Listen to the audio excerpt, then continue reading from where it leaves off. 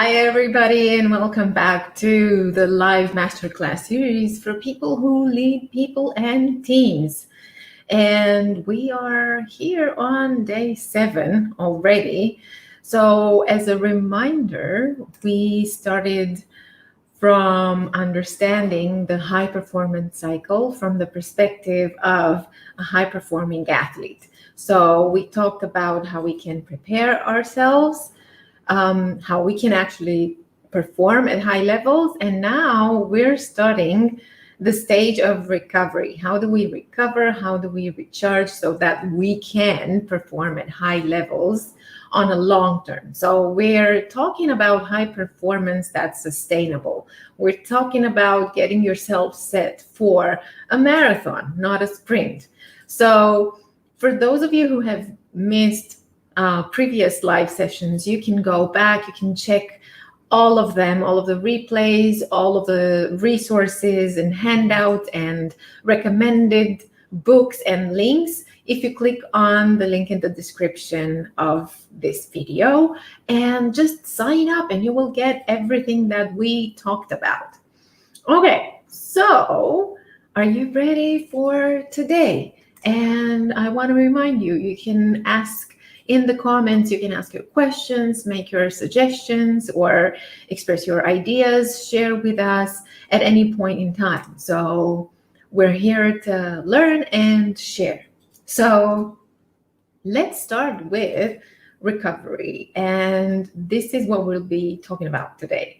Self-care strategies for high performance. And we are going to see why this is so important when we're talking about getting business results, being productive, and so on. So let's see what is the connection between self-care and productivity, right? And looking at this, I want to show you how it works. So we have on the left column, we have the column of productivity, right? And we all know we have days when we are maybe at 10% productivity, days when we are at 50% maybe, and days when we are at 100%. But let's look at what happens and how we get there and what that means. We also have the column of focus, or the actual work that we do. And there are some days when we get work done at a level of 1, days when we get work done at a level of 5 on a scale from 1 to 10, and days when we get work done at a level of 10. Here's the thing. We also have days when our state of mind or when our mindset is also either at a level of 1 or at a 5 or at a 10 on a scale from 1 to 10. So let's have a look at how this actually works. So when we're in a state of mind of 1, and let's say that we are still able to focus at a level of 10. So we can still do the work. We can still focus on what needs to be done. Although we all know, and we discussed it when we talked about emotional intelligence, when we talked about mindset and how it impacts the behavior or the actions that we're taking, and also how it impacts the results that we're getting.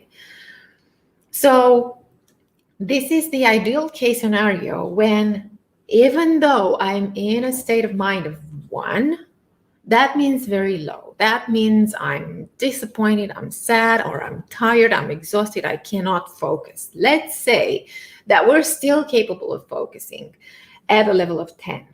What that means for our productivity, though, is that it gets us the 10% of productivity combined. Now, let's say that my state of mind and being is at a 5. And so I feel so-so. I'm not in my best. I'm at a maybe 50% battery on that day. Let's put it this way. Okay, so in that state of mind, I'm still capable of focusing at a level of 10. So obviously you guessed what that means for productivity is that it gets us 50% productivity because of my state of mind. And again, we're talking about the ideal case scenario when with this mindset, I'm still able to focus, because we all know that the impact that emotions have on our behavior and on our actions, on our rational side, is huge. And we talked about that before. If you haven't watched yesterday's session, we also talked about that when we talked about managing change and managing crisis, and how the emotional toll affects the way that we perceive change and the way that we act during the transition towards change. So if you missed that, go watch it because it all links pretty well together. Okay, so now we're at that high level of mindset, state of mind. I'm feeling great. Let's do this. It's that high energy that we're getting, and we're ready for action, and we're ready to focus. And that's when we get the 100% productivity.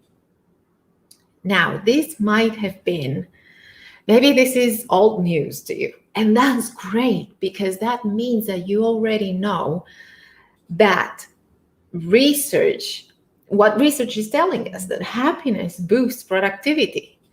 And if you look at what we just did here now, it's obvious, and it definitely makes a lot of sense. Also, what we're talking about is, it's fine. There will be days when we will be at 10% or at 40 or at 50%. And what do we do on those days? What can you do to just pick yourself up and still be able to do the work? Or just recognize, hey, today I am not in my best shape. So this is what I can focus on right now. And still be productive by focusing on less, rather than wanting to focus on everything that you need to do and not being able to, because that only increases the level of frustration and anxiety. So let's look at what we can do. So we're talking about, first of all, understanding why happiness boosts productivity, which is pretty clear, and what we can do to just pick ourselves up when we're not at 100%, when we're not at our best, because that will happen. And knowing exactly what we need to do when that happens, so that we're still able to do something about it, that's crucial. That makes the difference between long-term high performance and just the sprint of high performance for a few days or a few weeks or even a few months. And so what we'll be doing is looking at why self-care is important for high performance. And I wanted to remind you of this quote that I love and that I know that you probably heard. You can't pour from an empty cup. Take care of yourself first. And why this is important, especially in the context of you who are leading teams or managing teams. How can you take care of your team, of your people, from an empty cup? How can you keep pouring from that empty cup? It's like the oxygen mask on a plane, right? You put your own oxygen mask first so that you can take care of your kids or other people around you. It's absolutely the same thing. So we said, okay, we might already know that, right? Life is a marathon, not a sprint. Well, yeah, okay, but what do you mean by that, Roxana? Let me tell you what I mean. And by the way, this is a photo of me running a half marathon back in 2018 or 2019, I think this was. So what I learned from my days of running a half marathon is that I never prepared to be able to run a half marathon. I started by running on the treadmill for about 30 or 40 minutes, maybe twice or three times a week. Okay, that's fine. And that allowed me to still, be able to decide I'm going to run a half marathon and get through with it. And that allowed me, okay, I had some training and I had prepared a little bit, but I hadn't prepared for the long run. So I knew how to do it and I knew how to run, and I had some stamina to be able to finish it. But what that meant for me from one year to the next is that it really took a toll on me. And at this point, I'm not able to run a half marathon because I never trained for that, for the long run. So some of the lessons that I learned from my days of running half marathons and then not being able to anymore is that you need to think of yourself as a high-performing athlete if you're looking at high performance long term. And basically, this is what high performance means. High performance doesn't mean that you're an overnight success and you do it and that's fine, but what happens the next day? Are you still in the top 10 next year or 2 years from now? When we talk about high performance, we talk about results that are sustainable on a long term. So we look at the whole high performance cycle, and I've said this before, and this is what we went through in this masterclass.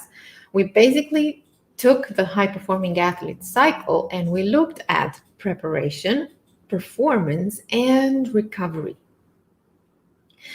And what we also look at, we look at all three from 3 points of view: emotional, physical, and mental. Now, if you think about high-performing athletes, that's a pretty good model to follow. Why? First of all, because they understand that it takes a lot of preparation to make high performance happen. And they also know that it takes a lot of recovery for themselves to be able to recharge and recover after performance so that they can still sustain it over and over again. Now, thinking about high-performing athletes, we can take the example of the Olympic Games. Now, as a high-performing athlete, you're not going to attend the Olympics, you're not going to compete in the Olympics every single day. Not even every single year. So the Olympics are every 4 years, except for when you get a pandemic, and then we all know what happened. But still, right? Let's just say the Olympic Games happen every 4 years. Okay. So what happens to me as a high-performing athlete, I'm not going to start to prepare to compete in the Olympics 2 weeks before, or not even 2 months before. I will be preparing to get there and to perform at high levels all throughout that time. So for 4 years, for 3 years and a half, for almost 4 years, I prepared to get me into the next Olympic Games so that I can perform at high levels there, right? That is the cycle of preparation. And basically, I do the same routines every single day, and not just the physical ones, not just the technical ones, but also emotional and mental preparation and everything. So we all know that for high-performing athletes, they work a lot with coaches and nutritionists and trainers and therapists, and they have a whole team of people who prepares them from all of these perspectives so that they are a full, complete athlete. And that gives them that level of high performance. Now, let's say, okay, we're prepared. We get to the Olympics. And then let's say we are competing in all of those running races. Okay, so I'm supposed to compete in one race today, and maybe I have another one in a couple of days. So what do I do if today was not my best day? I wasn't at 100%. I was maybe at a 60%. And I know that. And so I didn't have my best result, the result that I was hoping for. Now, what happens after I've competed today is recovery. And I need to know what I can do emotionally, physically, and mentally as a high performing athlete to pick myself up so that I compete in the next race. And so I get the result that I want in the next one, although I didn't perform at a high level today. That's when recovery comes in, not just at the end of high performance, but also in small steps after each competition, let's say. For you, whatever your line of work is, if you think about yourself as a high performing athlete, you will understand what you need to do to get yourself prepared and to get yourself to recover and recharge after you've been in a high performance peak. And that is also valid for your team members or for the team that you're leading, for the team that you're managing. We need to ditch those expectations that we're going to be at 100% of the time. That's simply not possible.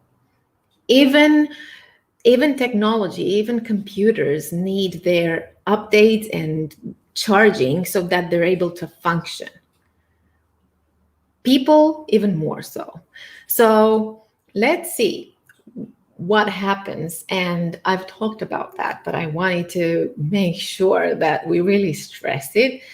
When the emotional charge is high, the rational side of us is at a low. So in other words, we cannot have a rational conversation when we are stressed, when we are upset, when we're sad or disappointed or whatever it is, when we're emotionally charged. So this is where self-care and self-management comes in, because all of that preparation, that's why it also needs to be emotional. That's why it's a blend of everything so that we know how to take care of ourselves when things get tough. And so we can pick ourselves up and still keep going. So I wanted to share with you 7 laws of self-care for high performance. And the first one, I already said it. You don't participate in the Olympics 100% of the time. So again, we cannot expect of ourselves to be at a high performance peak 100% of the time, basically every single day of our lives. And that expectations we can't have from our peers, from our teams either. That's simply impossible. That's an unreasonable expectation to have. And 2, you need to take care of yourself before you can also take care of your team. That, again, using the oxygen mask analogy, that makes sense. If I can't breathe, I can't help you put the mask on to be able to breathe either. The way in which you deal with yourself is going to have a direct impact on how you deal with others.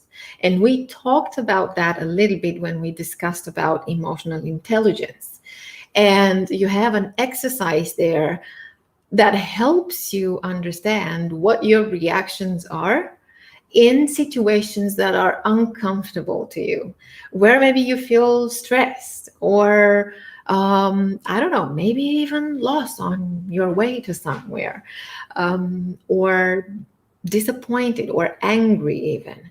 So that's important for me to know how I'm dealing and how I'm managing myself and my reaction in those circumstances so that I understand what I need to do to minimize the possible bad impact that I might have on other people around me.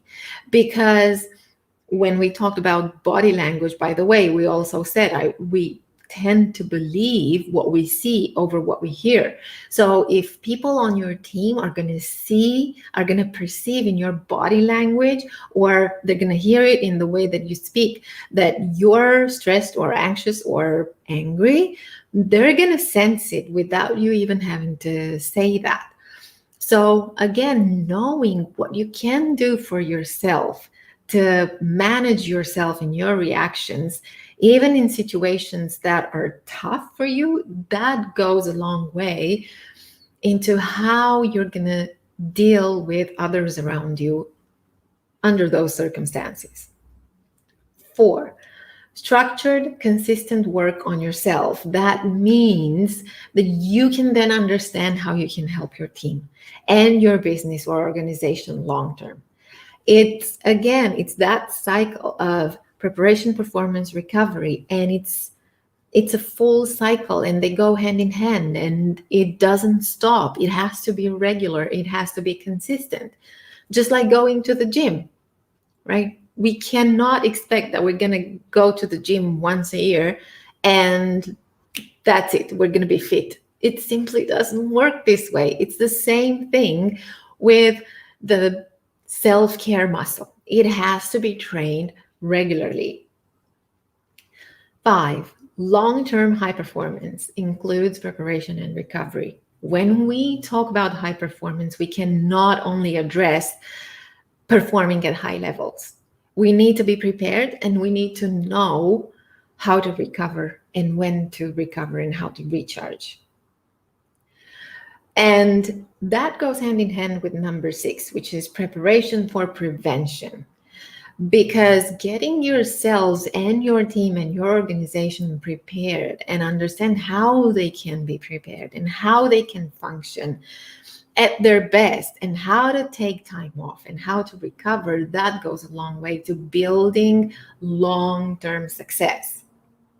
Otherwise, we're going to see some downside of that, of what we now call work from home, but going into what we also call the future of work. That's going to mean a lot into how you are going to get yourself the results that you're after.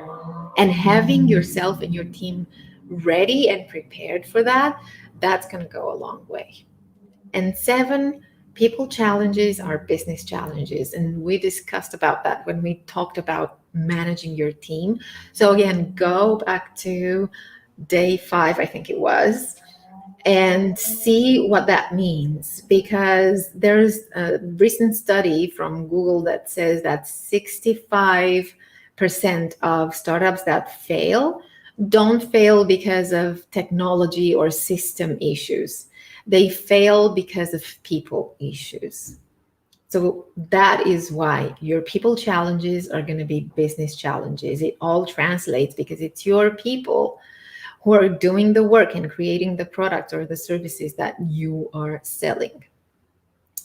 Plus, when everyone is in burnout, who's going to be left to run the business, to really work in the business? So that goes towards the end of the session today, where we discuss about the power of habit. Because here's the thing.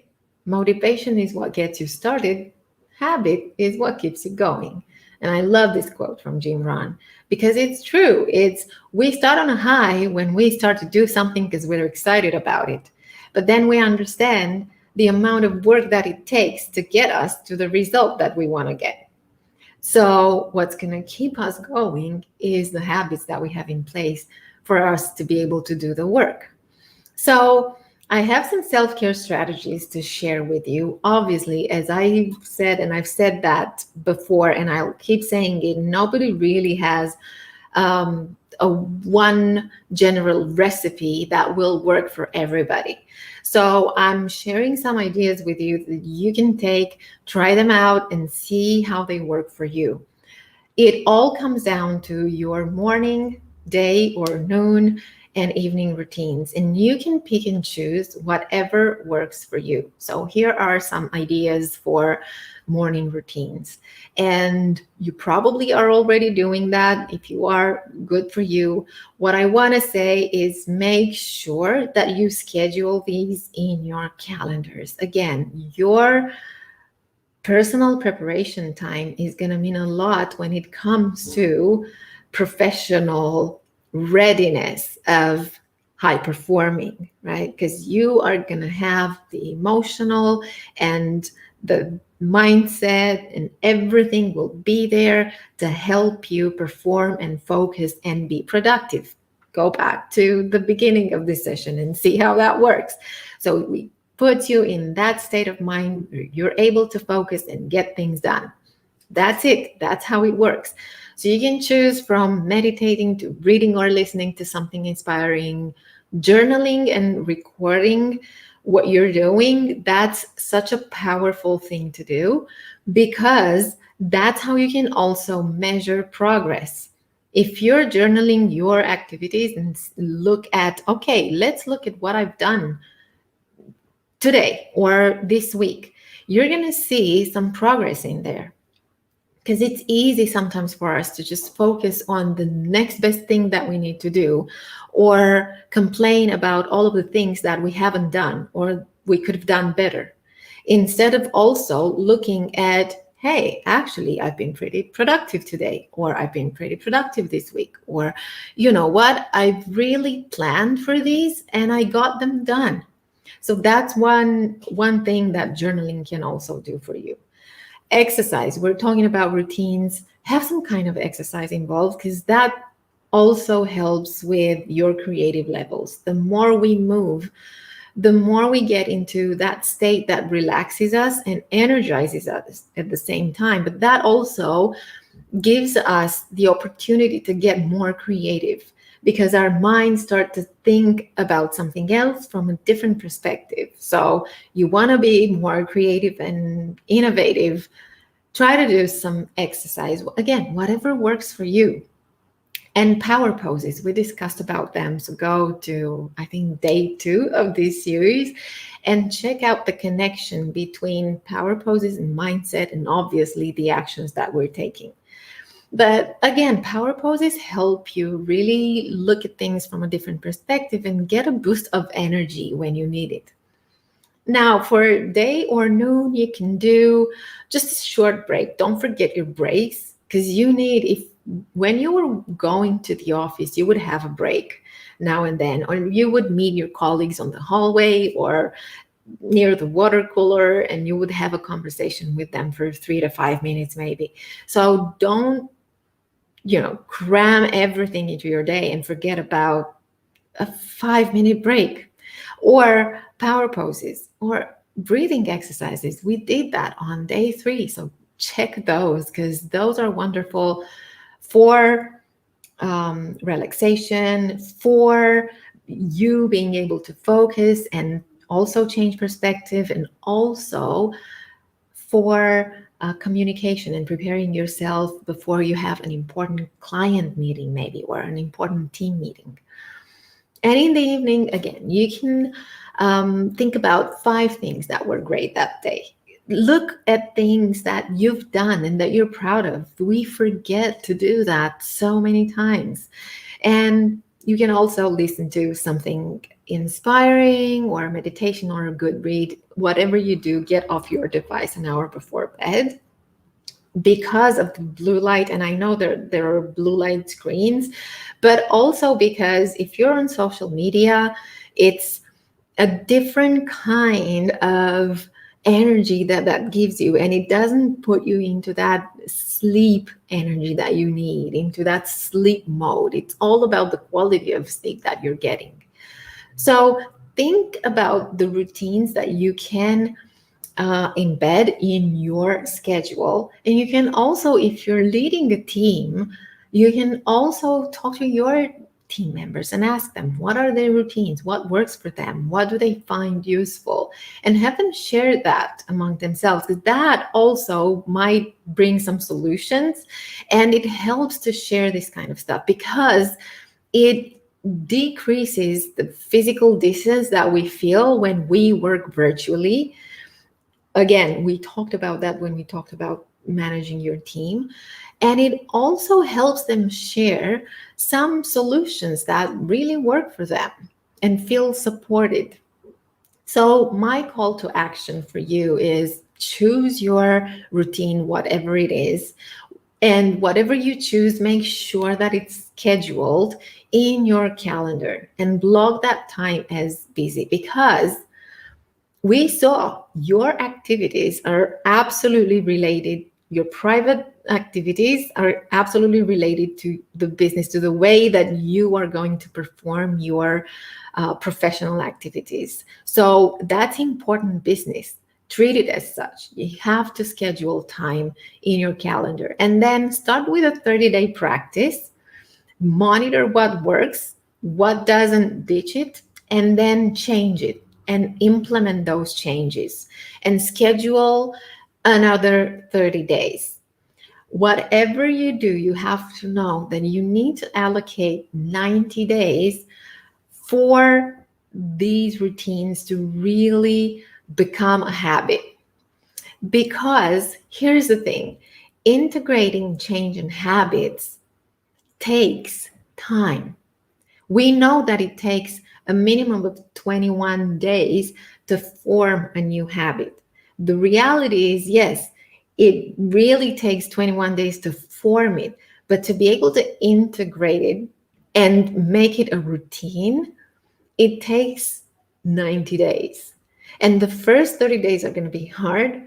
The next 30 days are going to be messy. And the next 30 days are going to be beautiful. And that's why it's hard. And we talked about it when we discussed managing change.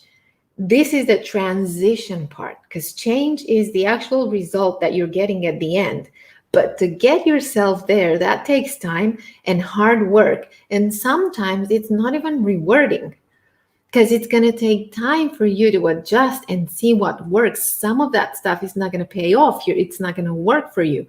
So you will have to change it. And at some point, there will be days that will seem simply chaotic and you think it's not going to work. So it's all about integrating it and being consistent in your approach and allocating 90 days, having that patience and also drive to be able to get it completed, because that's when it's going to get beautiful. When you start seeing some results, when you start seeing that things work for you.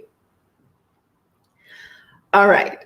So you will have a session handout, and I do have some useful links and a book recommendation for you. So make sure that you check the link in the description to get all of these.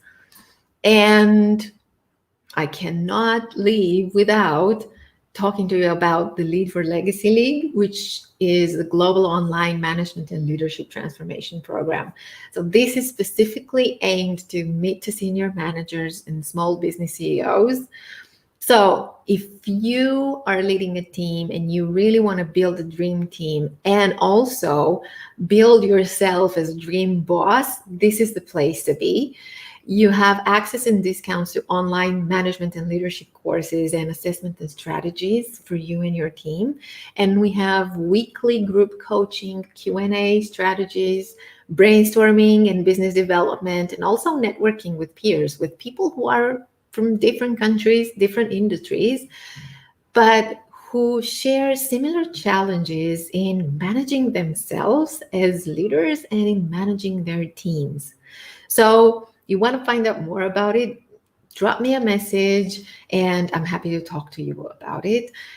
And tomorrow we are talking about the power of community for high performance. And this is going to go very well with today's session. Again, if you don't have time to attend the live, you can just click the link in the comments and get yourself set to get the replay whenever you have time to watch it.